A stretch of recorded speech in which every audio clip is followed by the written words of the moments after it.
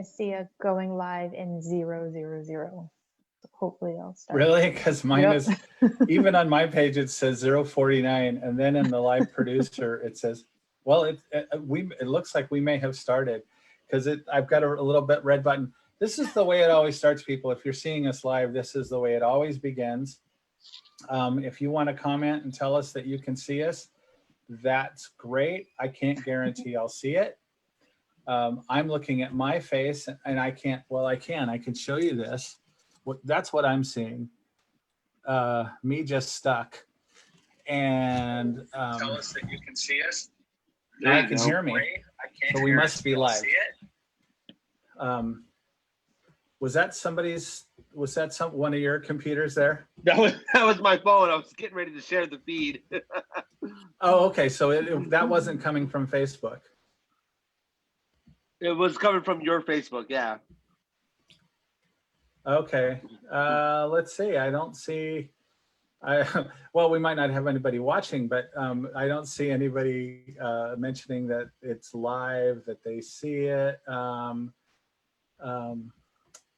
But so I'm going to hang on until I know that we actually are live. I'm seeing it live, Steve. Yeah. Hey, well, great. Yeah. So now, yeah, I don't know. Okay. So yeah, I think all indications are that we are live as we're supposed to be. So now I'm seeing a little thing that says, sorry, we're having trouble playing this video, but you're still seeing us, right? Yeah. Okay. Let me know if it breaks down. Okay. So welcome everyone. I know this is how we always start, with me wondering if we're live and looking for comments from people. It looks like now Facebook is telling me that we've been live for 2 minutes. So I hope you've enjoyed that idle chatter beforehand with us talking about whether we're live or not. When you go to a live event in person, which is something I mention every month, I hope to do again someday, sometime next year, we'll be back on stage. Hopefully at the Cloverleaf Sports Bar and Grill in Bremerton, Washington. We'll see how things go over the next while. There are a lot more things to worry about than our little thing, but I like to think that in good times and bad, we provide something that's valuable to the community, and it's valuable to me. So if that's enough, then I'm good with it. I'm good with what we've done, what we're doing, even here virtually. So we have a few storytellers tonight. We have a new storyteller in Jennifer Lombard. Doug Avery is back. And as always, we have our friends from the Kitsap Regional Library. So at this point, what I'd like to do is welcome Priya Cherry to, you know what, I always pronounce it Cherry. Am I pronouncing it correct? Usually what I say is Priya because I don't want to be wrong. That is correct. So I said it correctly? You did, Okay. Against all odds, so thank you. Well, because the way it's spelled, it could be pronounced some of the way. I'm going to put the spotlight on you, give you an opportunity to talk about some of what's happening with the library. Cool. Well, I'm so glad to be here again. This is one of my favorite parts of every month. So at KRL, we are still close to the public in our buildings, unfortunately, but we are at curbside service at every one of our branches across the county. So if you are looking to get some physical materials and you just really can't wait until Kitsap County gets into phase 3 so we can reopen, then you can put some materials on hold and pick them up when they're ready for you at our branches. If you have any questions, you can check our website, krl.org, or give us a call at your favorite local branch. This month, I'm going to highlight a couple of our programs real quick. We have a guide for all things elections on our website. That's krl.org/elections. So that's got some important dates you'll need to know about registering for voting, when to get your ballot sent back in, and then also some of our programs that we have. We're partnering with the League of Women Voters for candidate forums. The plural of forum should be fora, possibly. That's something I never thought about. So several forum events throughout October featuring different candidates from Kitsap County. So you can find information about that on our website as well, on that election page. And lastly, we have an interesting program about information literacy and understanding the news that you're reading on October 15th. And that's with local reporter Josh Farley and local educator Susan Brooks Young. That's called Finding Truth in the Disinformation Age. So you can find information about all of those programs and about elections in our general service on our website, krl.org. Poke around on our Facebook page if you want to find links to that, or call your local branch. I'm gonna shut up now so we can get to the stories. Thanks. Actually, can you leave your mic on for a sec? I'm Oh, yeah. curious about the program with Josh Farley and Susan Brooks Young. Do you know more about that? Can you share more than what you've said? Yeah, totally. So actually myself, I'm based at the downtown Bremerton branch, and my colleague Karina Wood from the Silverdale branch will be sort of co-facilitating this.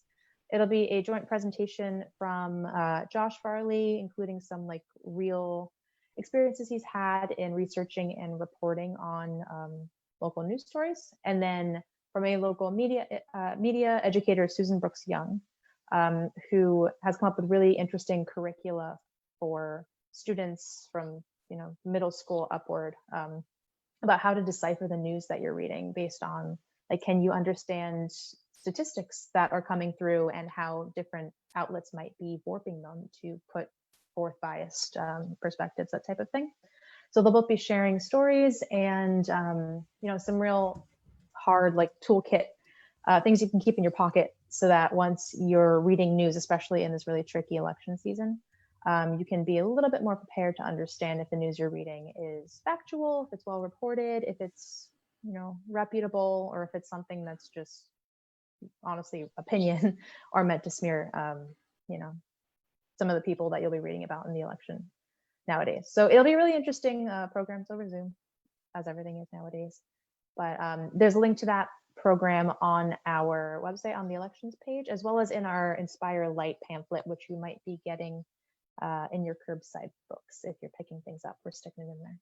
So, yeah, I'm happy to share more if anyone's interested. So I just want to point out, and I'm going to mention a couple of things there, but I got a note from Diana, my wife, who said it's the broadcast isn't working. I'm recording this, so if nothing else, I'll post it as a recording on my page if nothing else works. So we'll keep doing what we're doing. It might be just the four of us. I was wondering why there wasn't much content. She could probably hear me downstairs, and so that's why she was going to the page saying it's not working. And at this point, I don't know what to do about it. So we'll just proceed. Josh Farley, by the way, I used to be a colleague of mine. I used to work with him at the Kitsap Sun. He's doing a great job for the newspaper. I work in elections now for the county. He's got a request into me for some information. I look forward to seeing what he can produce with that information, assuming I can get him the information he wants. He also was, I've said this a lot before to our Story Night audiences. He's one of the reasons Story Night exists. He kind of kicked me in the butt to get me doing this. And I think the audience that night, half were Farley, part of the Farley party. And his wife won the first Story Night Story Slam. And Josh won one later. Josh has told a lot of great stories on our stage. And Susan Brooks Young is somebody who's a frequent guest and attendee at the live Story Night events. And she's been on stage as well. So you've got a couple of seasoned storytellers, and I think they're going to be giving you real news. So yeah, I think that'll be really good. And I don't want to talk at the expense of everything else there, but thank you for sharing that. I will give you an opportunity to talk again later. Okay, I've got a note here from Kim Weaver that she can see and hear us. So again, we'll proceed as if everybody can see us. And if it doesn't work, then we'll just we'll post it online later. And it'll be a video later, one way or the other, and it'll be on storynight.org. Just to give you, in case there is anybody out here who's never seen Story Night before, we started this about, I have to pause. It's October. It's October, right? Yeah. So a year ago we celebrated our 5-year anniversary, and then 5 months later we had to shut down for a while and go virtual. But so it was 6 years ago this month that we started Story Night. It was originally going to be in September, But I noticed that the night I was wanting to schedule it for over at the Minette Saloon was the same night that the Seahawks were opening their season against the Green Bay Packers. And I think it was the year after the Seahawks had won the Super Bowl. And I figured we're not getting anybody to that thing. And the Minette Saloon's going to be packed. So I bumped it a month. And so we started in October. And that has relevance today because I have moved next month's story night to the third week in November. As I mentioned earlier, I work in elections. I am going to have no energy to host something like this on the first week of November this year. And I've even got question marks about the third week because it's a lot of work to finish a presidential election. I remember after the last one, I was just exhausted. Part of that had to do with my role in elections at that time, and some roles have changed, so that may not be the case. I'm looking forward to it, and we may have a lot to say in the third week in November about where we are. I think the theme is all about Thanksgiving, and so it may be a stretch for some of us to be thankful. It may be maybe there's some people there who can remind us of some good reasons to be grateful. That's one of my hopes and dreams, and that has certainly, or it's my hopes and my commitments is to be grateful, to express gratitude, and that has certainly been challenged this year, like all of us. So I join you in that. The month after that, the theme will be in December. I think it's going to be the second Thursday in December. I'll post this on my wall. And it's on the story. It's actually, if you go to storynight.org, I think about whether I'm in .org or .com, you'll see the schedule. And January, the theme is going to be Now What? And I think we're going to go back to the first Thursday that month. So again, go to storynight.org to see the schedule. KRL has posted the schedule in their, oh darn, what's the name of the magazine again? Inspire, thank you. I try to inspire, good memory. Anyway, so that is available there if you get an Inspire magazine. And the Inspire magazine's online as well too, is it not? So It is. So we can make that work. I can see that Diana can see me now. She could come upstairs and watch, but no, she's downstairs. That's probably better. Otherwise, we'd be having conversations. I'd be turning my head all the time saying, what? So we are going to have three storytellers tonight. Tonight, we are talking about cars. You can talk about drivers. If anybody decided at the last moment, oh, I got a story about cars. If you can get in touch with, you know what, you're probably not going to be able to get in touch with me. So we have three storytellers tonight. I'm one of them. I'll tell the last story. But our first storyteller tonight is somebody who has been a regular at Story Night and telling us of tales from both Bremerton and Kitsap County, Washington, and somewhere in New England and Connecticut. Lots of stories and a few in between. But tonight, for our first story, I'm going to welcome to our stage. Oh, by the way, before we get there, I always do this, and I interrupt, and I think, well, I better do it now. So November 19th, I mentioned, I think that's the date. It's the third Thursday in November. That's the next story night. It will be the 19th. That coincides with the Seahawks game, as I think I mentioned before. As Doug has pointed out, you can have the game on your TV. I have a big TV over here, or on your phone. And if you look closely, you can see there's a baseball game happening. I have that on my phone as we watch this, as my beloved Dodgers are attempting to beat the Dads, the Padres. And tough team, tough. Every year it's a tough thing. But anyway, you can have the game on to the side as you listen to stories, because stories are important and we love seeing you and hearing you in that. But tonight, let's welcome to the stage.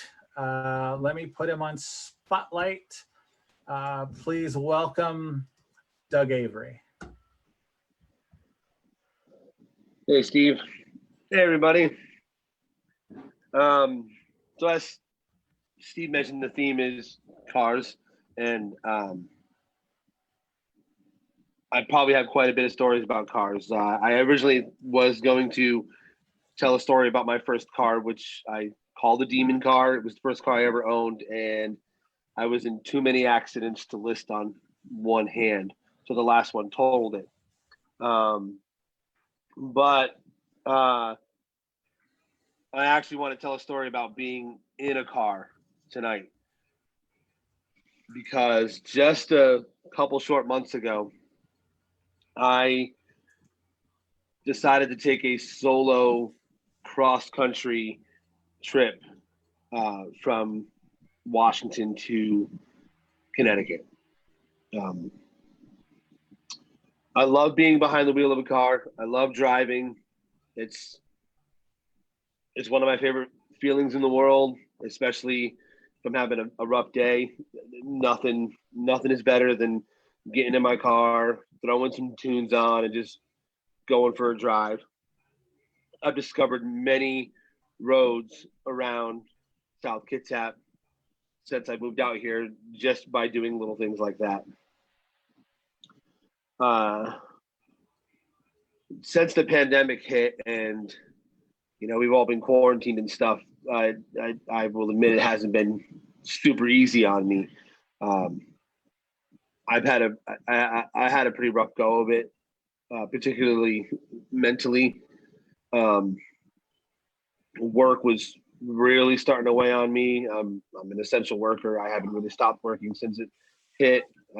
I've been super busy at my store, and I came to a point where I just felt like I needed to get away for a while, to clear my head. And a simple 25-minute drive into Manchester wasn't going to do it. I needed something bigger. I needed to be on the road. I needed to be behind the wheel for a long time, and I needed to see my family. And 98% of them live back in Connecticut. So I took a leave of absence, and I got behind the wheel, and I decided to drive to Connecticut.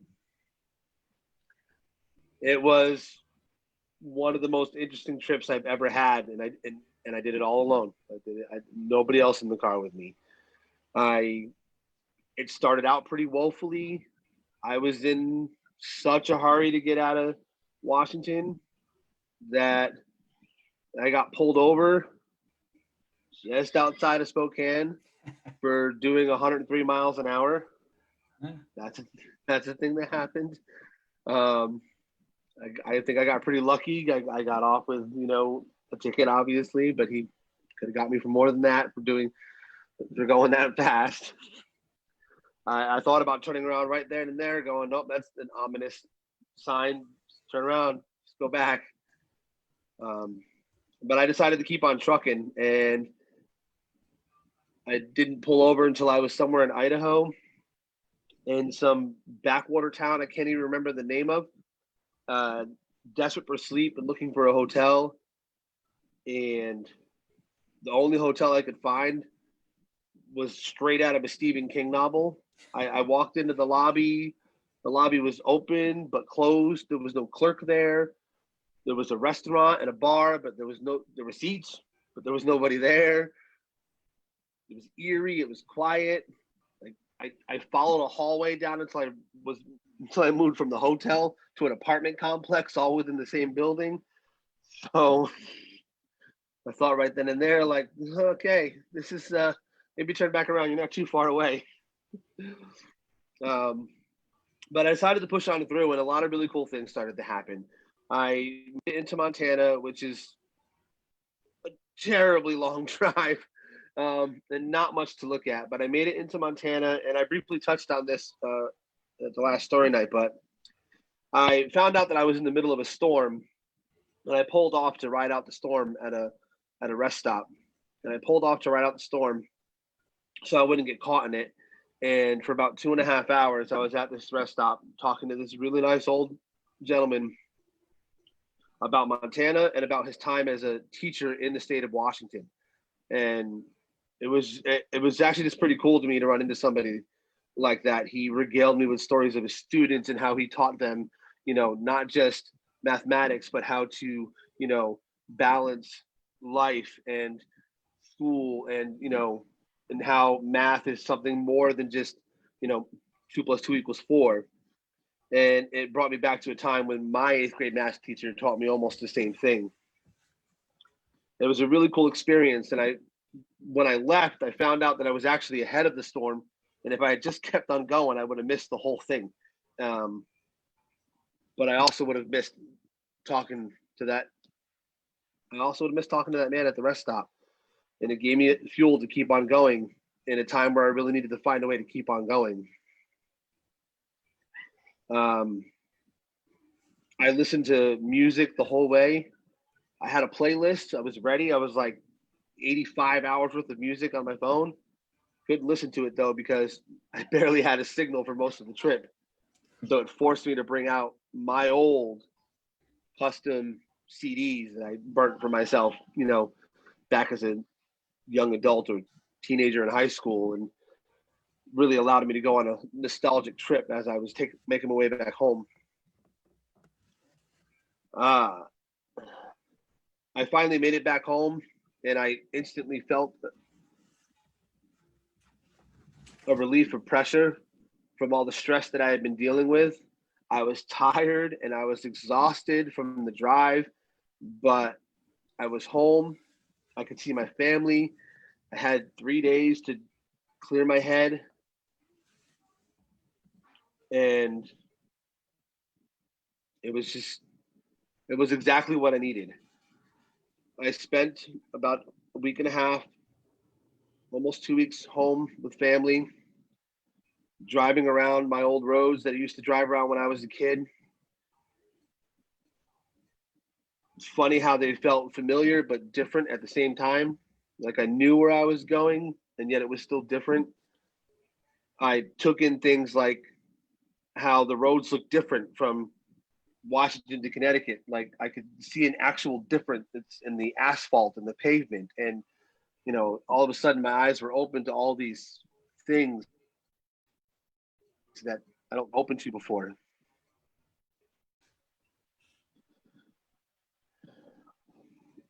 In the end, I had to leave Connecticut back to Washington. It was a very hard thing to do. I have 2 homes now. I have my home out here, and I have my home. It was a very hard thing to do, but I knew that I had to get back out here and live the life that I had been living, the life that I had given myself by moving out here 8 years ago now. So I hit the road again with renewed purpose. A little ashamed to say that I did not break the speed limit, but it still only took me a little over 2 days to get here because I barely stopped to sleep. Huh. I knew, just somehow I knew that if I didn't keep going, I would be forever torn as to where I should be. And I didn't want that. I wanted to get home where I felt like I belong, where my kids were waiting for me, where every reason I had had in the first place to move across country was. So I kept driving until I made it home. And I would do it again in a heartbeat. That's it. Thank you, Doug. I've told you that your story has reminded me of a story that I am prepared to tell sometime, but I'm saving it for whenever that sometime is. But it has to do with leaving, either leaving home or going home to where my parents are and that kind of thing. And so that's great. I appreciate that. I'm going to take the spotlight off you. It also reminded me 47 years ago, and this is really hard for me to say, 47 years ago about anything, because when I was a kid, anybody who talked about something that was 47 years ago was, was talking about something before World War II. And it just freaks me out to say 47 years ago, as if this is my life, and it is. But it was 47 years ago. My family decided to go on a vacation, and they hadn't gone on a long drive vacation in years. I think it had something to do with the last time they had done it. My mom's mother was with them, and she was a miserable person to travel with. Let's be honest, she was a miserable person to be around anyway, in any situation, a lot of times. But being cooped up in a car with her was not great. And I think it soured my parents' taste for that kind of adventure for a while. And so they decided, my brother had bought this Chevy Vega. It got 24 miles to the gallon, which was outstanding gas mileage at the time. And they decided to ask him if they could borrow his car. And they did. They borrowed his car, and we drove. I grew up in Southern California. We drove up the coast to Seattle, and we turned right. And probably traveled some of the same roads you've just been traveling, Doug. And when we got into Montana, we went to Yellowstone and everything like that. We were doing some sightseeing and that, but then the reason I think my parents decided to go all the way to South Dakota is because I was a fifth grader, and I had done a report on South Dakota, and there was Mount Rushmore. And so it's one state away. Montana's a pretty big one state, but nonetheless. So we were driving into Billings, and it happened to be the night that there was a rodeo, and we got there kind of late. And so there were no hotels in the room. And I said, go to Holiday Inn, because the Holiday Inn will call around and see if there's a room for you. And Holiday Inn lived up to their promise. They called around, and there was nothing in town. So we kept driving. It was late at night. We went into a town called Hardin, and the only hotel that had a room looked like what you were describing. The room in that one hotel was just I can't remember how you described it, but my mom, I was 11 years old. So I was like, well, why don't we go stay there? They've got vacancy. And my mom was like, have you seen that place? And she had some image that made it clear to me that this was not someplace we were going to go. And then I probably got to close the door here, but we're getting family noise. Hey guys, can you close the door, please? Yeah. I forgot to, thank you. And so anyway, we eventually, and then that night, it got later at night, and we saw this hotel that looked like a nice motel out in the middle of nowhere, and it said it had vacancy. And so we pulled up. I saw my dad get out of the car, go to walk in, and I knew in my heart that there was not going to be good news. We were not going to be staying there the night. He came out. There was some confusing story about somebody that was supposed to fly in a couple hours later, and it's already 1 o'clock in the morning. And so my question is, why did they have the vacancy sign on? We never stayed long enough to ask that, to get that question answered, why the vacancy sign was on. So my dad had it. We pulled off we just pulled off into a pasture, and my dad swore a blue streak. My dad was a pretty prolific cusser as it was, but this night he was major league level, and he got over it. We all tried to start sleeping, and I swear to you, listen, we're a bunch of white people out in the middle of the prairie in Montana, and we hear this. I swear to you. Now, I could be misremembering things. I was 11 years old at the time, but that's solid in my memory. My parents heard it too, and it kind of scared us. And so we left. And as we left, we saw a sign that says, "You are now leaving Little Bighorn." I have never seen Little Bighorn in the daylight. And I can't wait to go and actually honor the place, because it is a huge moment in history for this country.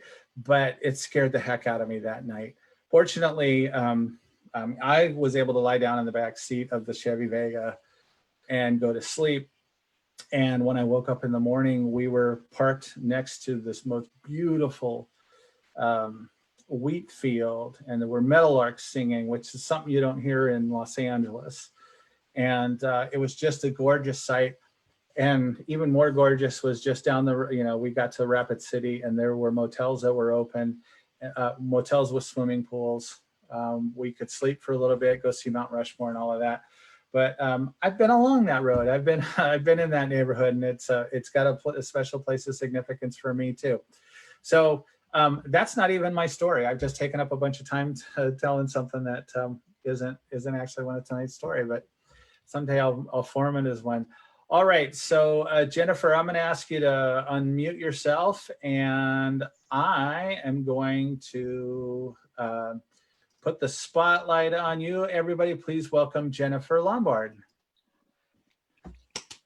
So my story is how I found out that motorcycles are not for me. Both my dad was always into motorcycles. He had one for years, different ones. My mom was very against them. She was like, no, they're too dangerous. She was very against them. In my 30s, I decided I wanted to try it out. My husband and I both took the class up in Alaska from, I think the name was Abate. They did a weekend class. I kind of struggled and ended up taking a class with just one other person, just smaller class, and did a lot better. Retook the main class, passed flying colors, got the endorsement on my license, and we bought a motorcycle, my husband and I. He's quite a bit taller than me, so we had to get the one that I could ride, and it wasn't perfect for him, but it worked, you know. So I mostly practiced in parking lots for a bit.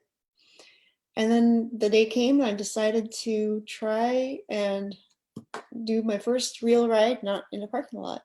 My neighbor down the street had a motorcycle, and she saw me pull out, and she saw me about to pull out onto the street in our neighborhood, gave me a thumbs up. I gave her a thumbs up back and went on my way. At the end of her street, there's a T on the end, and there's one of our neighbors had this humongous dog, and I always looked at him when I was driving to work, you know, stop at the end of the road, look at the dog, he's out there chilling in the yard, take a left, get on the road. And I was riding up on my motorcycle, I saw that dog. It's like, oh, there's the dog. And at that moment, I forgot one of the biggest rules of motorcycles is that it's 90% eyes and mind. You got to look the direction you're turning. I didn't do that. So I was going straight. I was looking straight, and I was thinking I was turning left. I ran over their yard, missed the dog, thank God. But I ran over their yard, and then I had this panic moment, like, oh my God, I almost hit their dog, and I kept going to the main street. And of course, you know, I still had my eyes working, but my mind was not on. It was not working right. Mhm. I was a little bit panicked. Ran over the sidewalk. Unfortunately, there was no one down the sidewalk. I made a loop back home, got off the motorcycle, took a big sigh, took a big breath, and walked over to the neighbor and said, hey, by the way, that was me. I didn't mean to run over your yard. And your dog's fine. But that was the time I decided that I don't think that's for me, because that could have been gone very, very wrong. My husband decided to get a motorcycle that fit him better. I still had my helmet. I still have the endorsement on my license. And I ride with him occasionally when he goes, but that was it for me. Thank you. So in a pinch, you could actually, because you said that the endorsement is still there, you could actually still go out and ride one if need be. I would be legal to. I don't know if Yes. I'd be able to. A little out of practice. Yeah, I was just thinking if if all of a sudden the husband can't ride home. I know his bike is a little bigger than what you would want to. So I don't think I'd be able to ride his bike. Yeah. I'm Yeah. 5 foot tall. Oh, wow. Okay. We'll call Uber. Yeah. Yeah, I had a similar experience, and now I didn't go get a license for it. I knew the list, and I don't understand why. A friend, I was out on a residential street. It's a fairly busy residential street, and he offered to let me ride his motorcycle.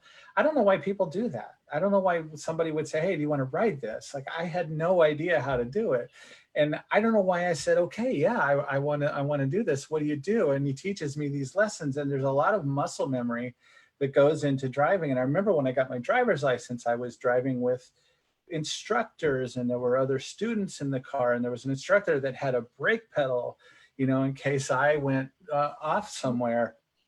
And I had all this practice, and here I was on this residential street trying to ride a motorcycle, and I did almost hit another car. I mean, it's amazing I didn't. I missed it by inches. Not a car that was moving; it was parked. But at that point, I got off it and just walked it back. It wasn't that far to go. But I'm with you. I have little interest. I did. Another friend got me to ride on a dirt bike on a little track, and that was safe and it was fine. And I still have no interest. That's not something I'm interested in conquering. So, congratulations for acknowledging there are some things not worth overcoming. I'm going to turn this over to Priya one more time. If you do you feel like do you want to talk one more time and just remind us of some of the programs the library has? I'm going to put the spotlight on you one more time, and then I'll go into my folderol. All right. I'll start off by saying, Jennifer, I had a similar experience. My first and only time riding a motorcycle also, where I'm like, got to keep the head forward. It was enough to make me never want to do it again. Thankfully, no one got hurt. But anyway, that's a story for another time. Like I mentioned before, at KRL, we're open for curbside service at all of our branches. Most of them have the hours of 10 to 4, Monday through Friday. And then our smaller branches are 10 to 1 on Saturdays. Larger branches are 10 to 4. You can call your local branch or check our website to get updated details on that. Like I mentioned earlier, we have a lot of elections information on our website at krl.org/elections. If you need a reminder on any important upcoming events that we're having or partnering with, or dates you need to know for the upcoming election season. And I did not mention earlier, but if you need your voter guides, those printed voter guides, we do have them at our branches. So in case you don't get yours in the mail, you can stop by and pick up one of those. The other program I wanted to promote a little bit was one of our newer additions.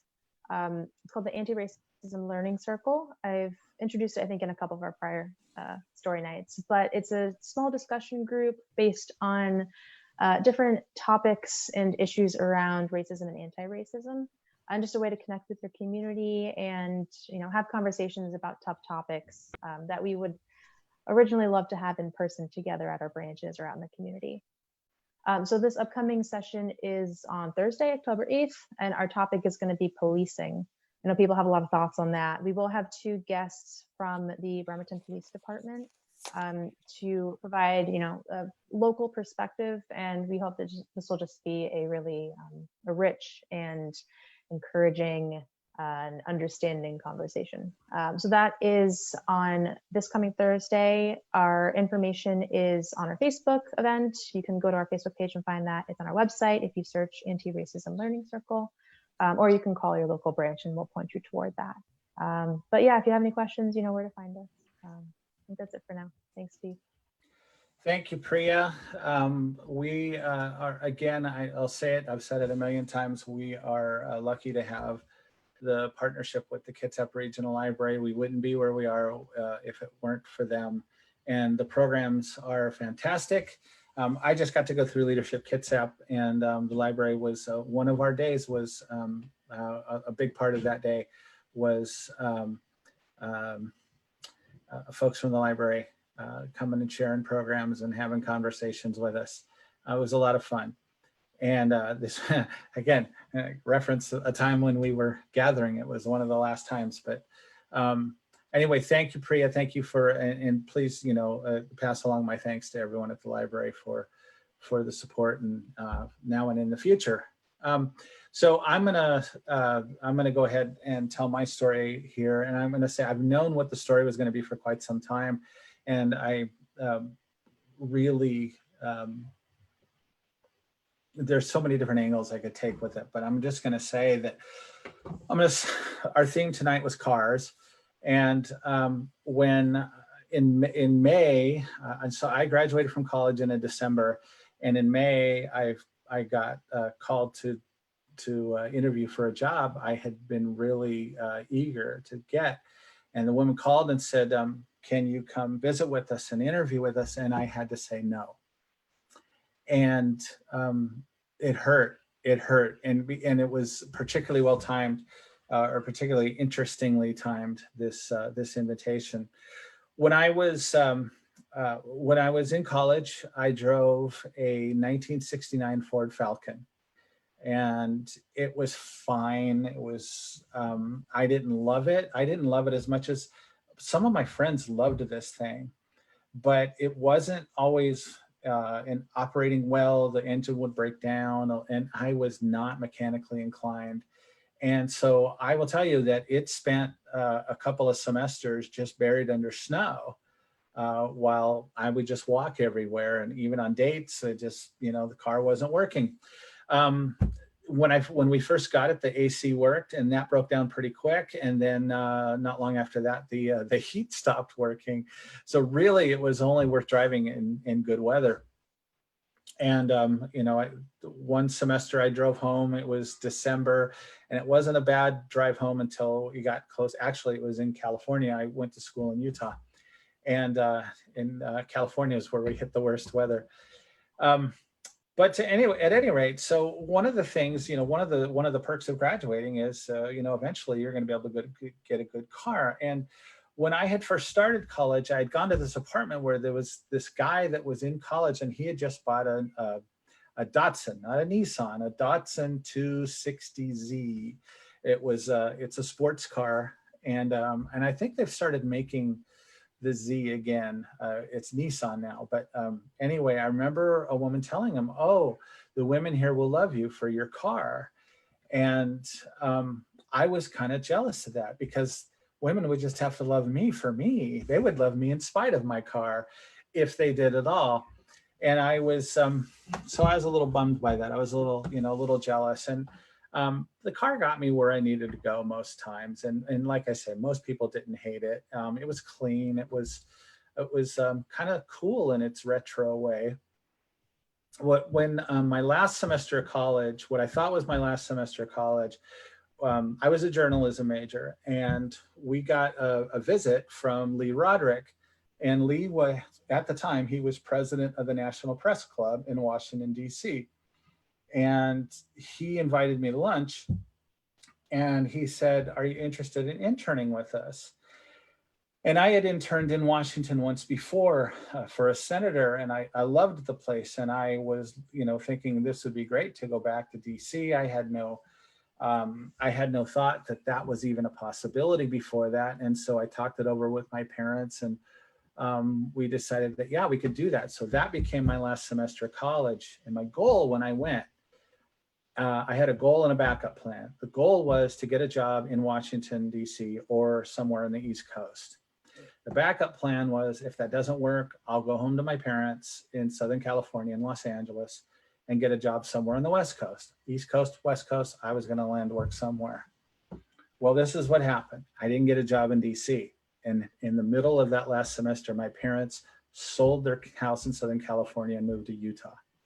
So when I flew home to Salt Lake City rather than to Los Angeles. And I loved Utah just fine. I didn't want to stay there. And so I was sending resumes to the East Coast and the West Coast, and I worked in a restaurant. I did a few other odd jobs and things like that. And I went and visited some papers in Los Angeles, and I talked with a couple of editors, and there was one that was really promising. It was in La Habra, California, which is not far from where I grew up. And she didn't have anything at the time when I went there, but she said, we're definitely interested. I had these clips from, clips are, your news stories. I had those from Washington, D.C. from when I had lived there. And so I was encouraged, thinking that, we might be at the end of the rainbow. I might get a job in journalism. And it was really important to me to either get a job in journalism or something that felt as mission oriented as that. I was intent on, it was a little high-minded, but when you work in something that I feel like journalism makes people's lives better. I know that's controversial these days. I felt working for a politician makes people's lives better. That's controversial too, but I had a real mission sense about that. And so I wanted one or the other, and most likely I wanted journalism. And so I kept at it, I kept pressing, I kept sending resumes to places. And then a company in Utah, a computer company called Novell, a couple of the journalism grads that I had gone to school with had graduated and gone to work there for a magazine that company produced. It was journalism, but it was journalism about computers. And in a way, it was kind of corporate journalism, but they convinced me that, if you're interested in this, it's real journalism. There is no heavy handedness from this company trying to make this company look like the best. It was a magazine called Land Times. And so I interviewed for the job, and I hadn't had a sniff from anywhere else. And they offered me the job, and the pay was going to be substantially better than I would make as a journalist. And one thing I thought to myself was, I just can't go to my parents and say, I've turned down this job. After 5 months of basically living in their house and, living under their roof, I have this opportunity. I need to take it. This sounds like I'm blaming them, but that was one of the considerations. I was also tired of looking for work, and I thought maybe this could work. I knew nothing about computers. I knew how to turn a computer on, write something, and figure out how to get what I had written to somebody else. And here I was going to work in the high-tech industry in a world, and I had never heard of Bill Gates. I had never heard of Microsoft, any of this stuff. I knew Apple because I had used some of their stuff, but at any rate, I knew nothing, and yet they were offering me a job, and I took it. And I probably was offered the job on a Wednesday, and I accepted on a Wednesday. On Thursday, I went to go get a car because I was tired of driving around the Ford Falcon. And I wanted the women to be excited to go out with me because of my car, and then to find out how cool I was or something. And I went to a Volkswagen dealership, and after a couple hours, I drove out of there with it was a brand new Volkswagen Jetta. I was so excited. I mean, this car, first of all, this car was better than anything any of my friends were driving. I loved driving, and it was a really fun car. I mean, this is what's weird, it's like I had to crank the window, I didn't get electric windows on this. That wasn't that unusual then. I just loved this car. And so I went on a lot of trips in it. That was on a Thursday. I got the car. On a Friday, I got a phone call, and it was the company in La Habra. It was the newspaper in La Habra. And she was asking if I would come down and interview for the job. And I had to say no, because what I told her was because I just accepted a job somewhere else. The real reason is because I had bought that car. And so it was because of that car that I kind of turned my back on what I wanted most, which was to be in journalism. Now, I didn't resent the car. At that time. I resented that decision perhaps, but I didn't resent the car because I realized I had made that decision and I was going to have fun driving it. But I did it for a couple of years. I ended up getting laid off from that job. That's the polite term for it, but that's what happened.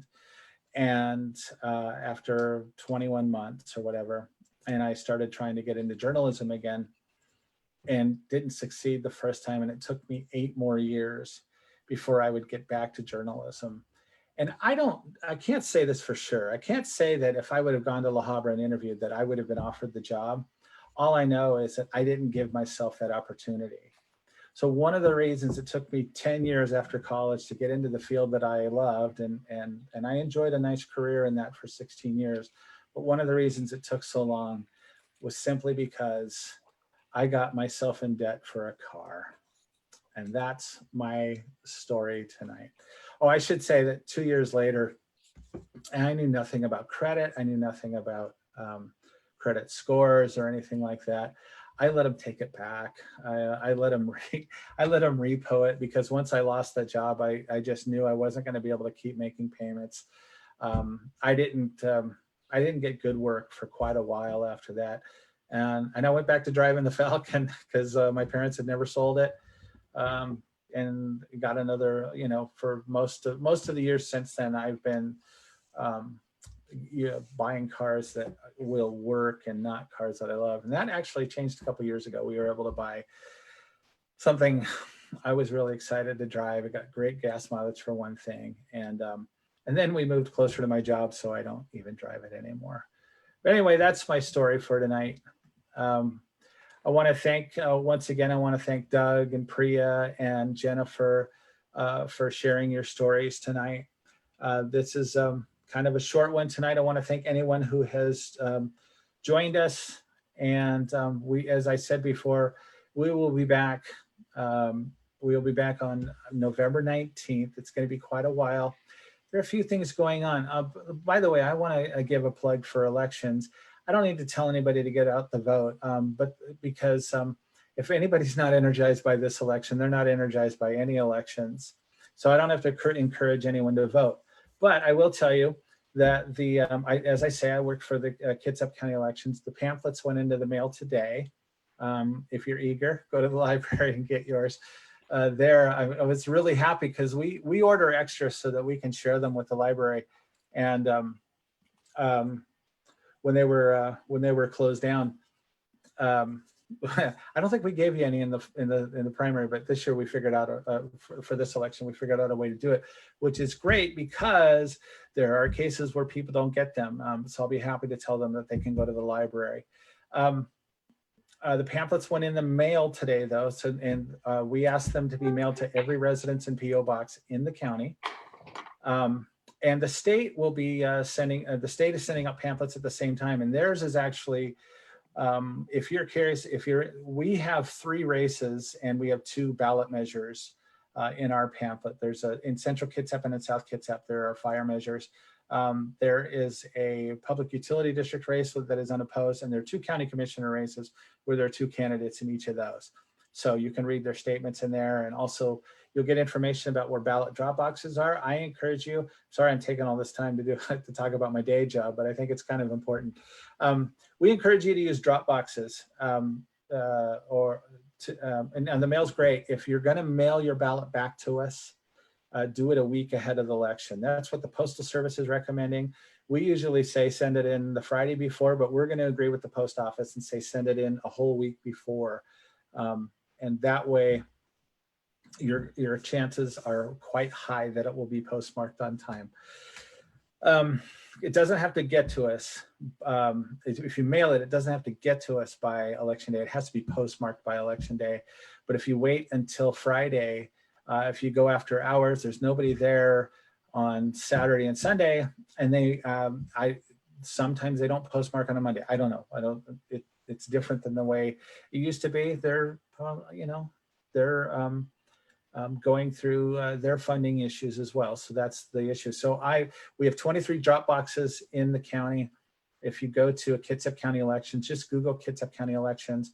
You can look for where those are. Ballots what we tell people most of the time is ballots have to be mailed by 18 days before the election. That's October 16th. We expect that most ballots will be in the mail on October 14th. So that means that a week from Thursday, people in this county will start seeing ballots arrive in their homes.